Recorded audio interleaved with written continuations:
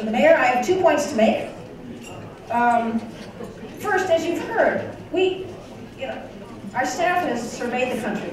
There is nothing, you've heard, there's nothing like this in the country, and you have to put it in the world. You have to put it in the context of the following. What we mean by this is there's no other city in the country where it's a public-private partnership in which businesses are providing data and information as well as best practices, this kind of discussion that we're having.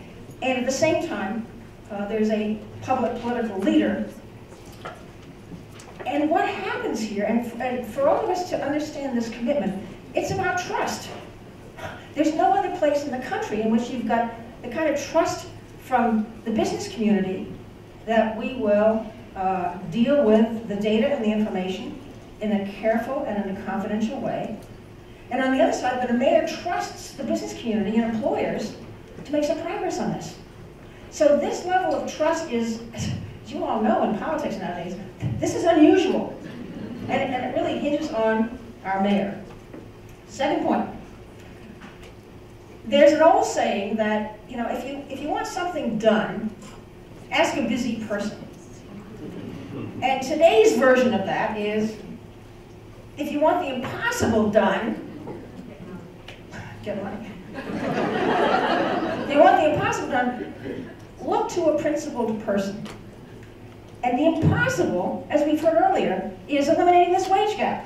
It's been around for as long as we've been in America. So 200 years, we've tried federal legislation, we've tried state legislation, we've done all kinds of things. But here we are today, committed to this, because of this principled person, because this is a man who believes that women should be treated equally and equitably and fairly in the workplace, that people of color ought to be treated equally and fairly and equitably, that immigrants ought to be protected. And he not only believes this, he does something about it, as we have seen. He takes on the president. This is a stand-up guy, but he acts. And we are here today to act with him, to take this on and to show that this is not impossible, that we are in fact going to help him accomplish this goal and be proud of what we've done. Please welcome our mayor, Mayor Marty Walsh.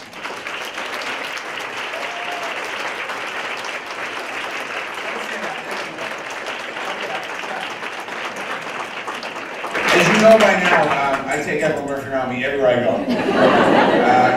I put her on the card, I say, come on, we're going here, introduce me there, introduce me here. And I want to thank Evelyn and Kathy for their incredible work. I just want to, Evelyn said something about talking with me and saying he believes that women should be paid equally. Think about that statement just like in the 21st century like that. Yeah, that your man believes that you should be paid equally. It's not about believing, it should just happen. It's crazy that we have these conversations still. But let me, before I do that, I want to thank Kathy, I want to thank Evelyn, I want to thank Megan for her great work. I want to thank Mary Rose. I want to thank Jane. Jane is absolutely right when she's mentioned it takes everyone's participation to make it happen. There's no question about that. That is absolutely 100% true.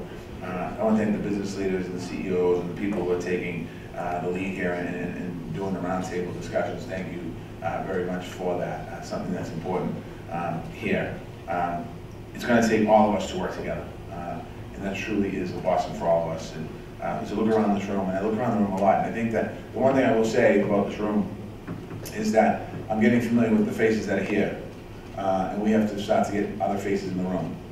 We need to make sure that we bring new people in because this conversation can't just be us. Because if it's just us, we will make gains, but we won't make the gains that we have to make.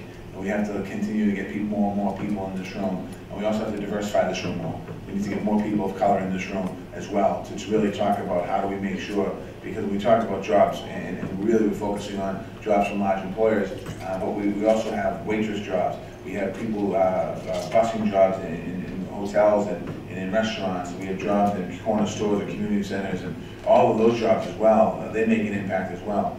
Because we think about business, it's not just the big companies, it's all the small companies as well. So just as we move on forward, let's think about that. Before I get into my formal remarks, I just want all of us, I was just at El Mundo, had a breakfast this morning, and I just want you all to keep in mind what's happened in this world in the last couple of weeks with the devastation of natural disasters, with the hurricanes. We obviously know what happened in Florida, and we know what happened in Houston, Texas, and we rose up and helped them out there. And then we have Cuba, and we have the Caribbean islands, we have the earthquake that happened in Mexico, and we have Puerto Rico that got decimated. And we have a lot of families in our city that have connections and relations in a lot of those countries in areas. And I want, today we created the Legacy Fund, the Massachusetts Legacy Fund, which is money with the Boston Foundation that's going to raise some money, along with the Latino legacy community coming together and trying to raise a couple $1 million to spend that to send down to Puerto Rico. So you're going to get more information on it, but I'd love for you, as you go back to your employers, that when we tell them that you have to pay women the same as a man, we also want them to give a donation to this fund, so make sure you pass that along. Yeah, the donation is not your salary raise. Tell them that, you're not giving the donation. So, but let me just, the Women's Workforce Council represents cross-sector coalitions, and you're certainly getting it done. And this is kind of a timeline, a little bit of what we've done. In 2014, 38 companies committed to the 100% talent compacts. 3 years later, almost 3 years later, 221 companies are part of this. So it certainly has grown in the participation by the companies.